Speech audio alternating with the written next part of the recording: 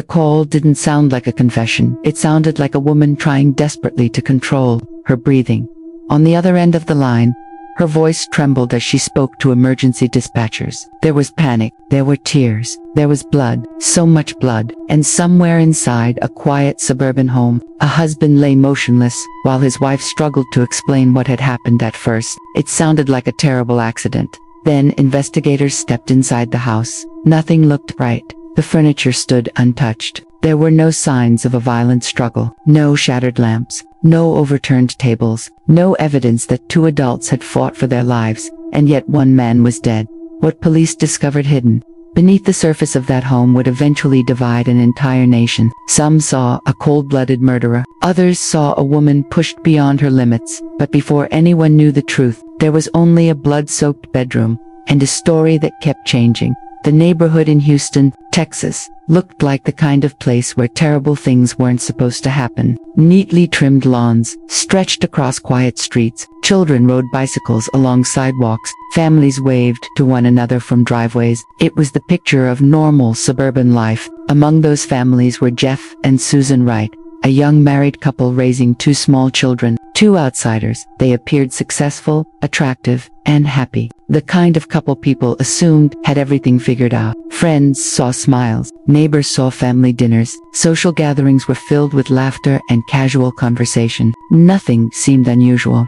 But appearances have a way of hiding what happens behind closed doors. Those closest to the couple occasionally noticed small cracks forming beneath the surface. Arguments that seemed more intense than they should have been. Strange tensions that lingered in the air after conversations ended. Susan often appeared nervous, carefully choosing her words whenever Jeff was nearby. Yet whenever concerns surfaced, they disappeared just as quickly. The couple always seemed to recover. Life continued. Holidays came and went. The children grew. And whatever problems existed inside that marriage remained hidden from almost everyone watching from the outside.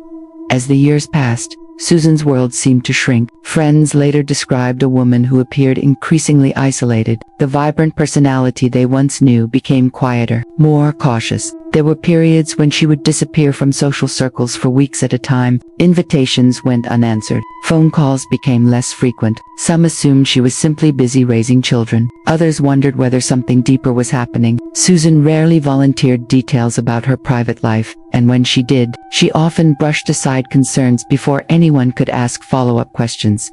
Jeff, meanwhile, maintained a very different public image. He was charismatic and confident. People enjoyed being around him. He could be charming when he wanted to be, making it difficult for others to imagine him as anything other than a devoted husband and father. Yet there were whispers, small stories shared quietly among friends, reports of explosive arguments, rumors of controlling behavior. Nothing concrete, nothing anyone could prove, just fragments floating around the edges of their marriage. Fragments that would later take on a far darker meaning after investigators began digging into what was really happening inside the Wright household. The day everything changed began like so many others. There was no obvious warning that the Wright family was moving toward catastrophe. No dramatic event announced itself. The world outside continued turning normally while, inside the house, a chain of decisions was already unfolding. Later, investigators would spend countless hours trying to reconstruct every movement, every conversation, every minute leading up to the violence. They wanted to understand how a seemingly ordinary day could end with a man dead in his own bedroom.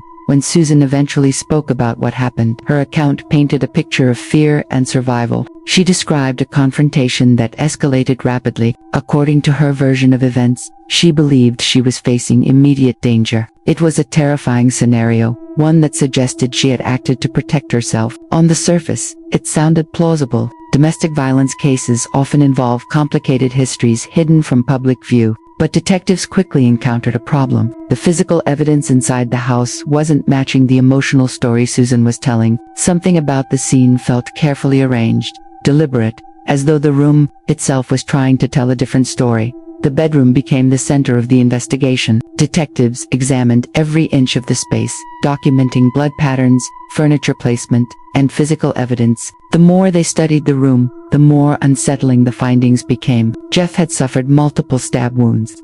Not one, not two, dozens. The level of violence shocked even experienced investigators. It wasn't simply a fatal attack. It appeared deeply personal, emotional, furious. The kind of violence that leaves investigators wondering what happened in the moments before control was completely lost. Then they noticed something else. Jeff had been restrained. Evidence suggested he had been tied to the bed before the attack occurred. That discovery immediately transformed the investigation. Self-defense cases usually involve chaos, sudden reactions, split-second decisions, but restraints implied preparation, planning, time.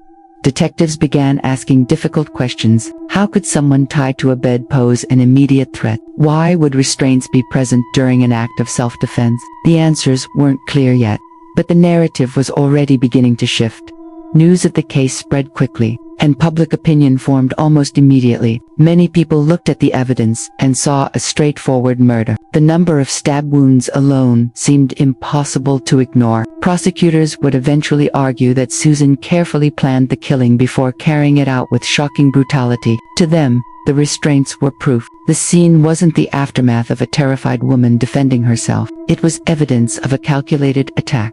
Susan's supporters saw something entirely different. They believed the investigation was missing years of context hidden beneath the surface. They pointed to the realities of abusive relationships, where fear can accumulate slowly over time until victims feel trapped. Trauma doesn't always produce predictable behavior. Neither does desperation. Those who believed Susan argued that the violence could not be understood without examining the years leading up to it. The debate intensified as more details emerged, and the case gradually transformed from a homicide investigation into something much larger, a battle over whose version of reality was true. Inside courtrooms and police interviews, two competing stories began taking shape. One portrayed Jeff as a loving husband whose life ended in a carefully orchestrated murder. The other depicted him as an abusive man whose behavior had terrorized his family for years. Witnesses came forward with conflicting experiences. Some described Jeff as kind and generous. Others recalled moments that painted a darker picture. Every testimony seemed to complicate the truth rather than clarify it. Meanwhile, Susan remained at the center of the storm. Her emotional appearances generated intense reactions. Some observers saw genuine trauma in her expressions. Others saw manipulation. Every tear, every hesitation, every statement became subject to scrutiny. The public wasn't merely evaluating evidence anymore. They were evaluating personalities, character, credibility, and as often happens in high-profile cases, certainty became increasingly difficult to find. The more information emerged, the less straightforward the story appeared.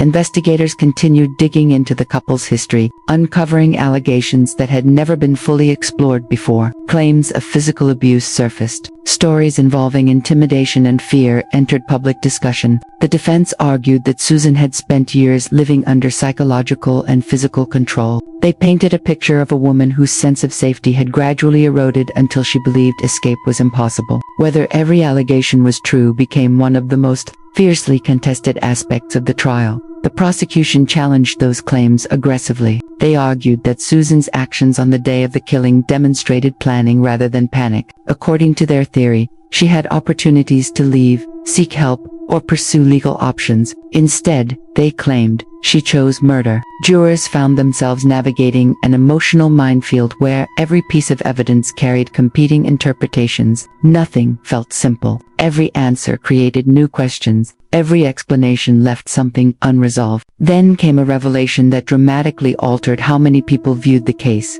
Evidence emerged suggesting that Susan had taken steps before the killing that appeared highly organized. Investigators highlighted actions that seemed difficult to reconcile with an impulsive act of self-defense. The prosecution argued that these preparations showed intent. They described a sequence of events that sounded less like survival and more like a plan slowly moving toward execution. For many observers, it was the first moment when the possibility of premeditated murder felt disturbingly real.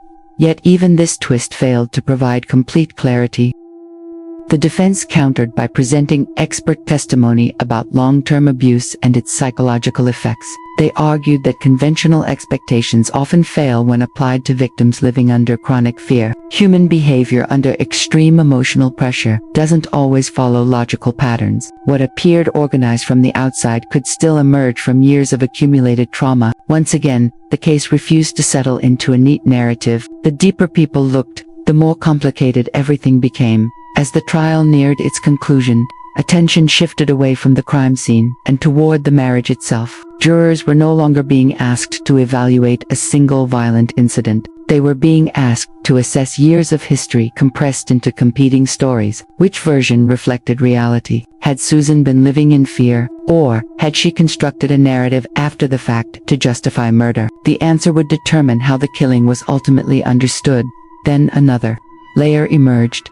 Testimony and evidence concerning the couple's relationship painted an increasingly troubled picture. Allegations of violence, control, and intimidation collided with evidence suggesting planning and intent. Neither side possessed a perfectly clean story. Neither side offered complete certainty. Instead, jurors faced a haunting possibility that both narratives contained pieces of the truth, that real life, unlike fiction, rarely separates victims and perpetrators into simple categories.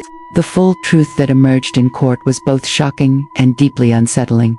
Susan Wright had killed her husband, Jeff Wright. After tying him to their bed, she stabbed him repeatedly, inflicting an extraordinary number of wounds before burying his body in the backyard. The physical evidence supported the conclusion that this was not a spontaneous struggle occurring in a single desperate moment. Significant actions had taken place before and after the killing. Those facts became impossible to ignore. The image of straightforward self-defense collapsed beneath the weight of the evidence. Yet the story did not end there. During legal proceedings, extensive testimony regarding alleged abuse reshaped how the case was understood. Courts and jurors were forced to confront two realities existing at the same time: a brutal homicide and a marriage marked by serious allegations of violence and control. Susan was ultimately convicted, but the case remained controversial, because many believed the years preceding the murder mattered just as much as the murder itself. Even after verdicts were delivered and headlines faded, people continued debating where responsibility truly began and where it ended.